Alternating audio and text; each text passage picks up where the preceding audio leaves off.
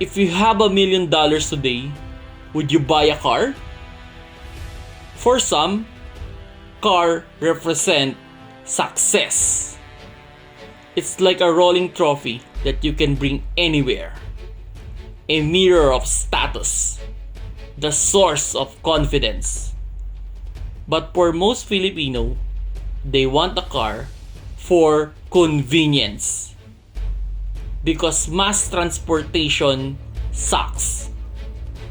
Wake up early to ride the train. Waiting at the middle of the highway to ride the bus. Running to catch a jeep. Some spend more time on the road rather than with their families. So if I would have $1,000,000 today, I will not buy a car because we don't need more cars.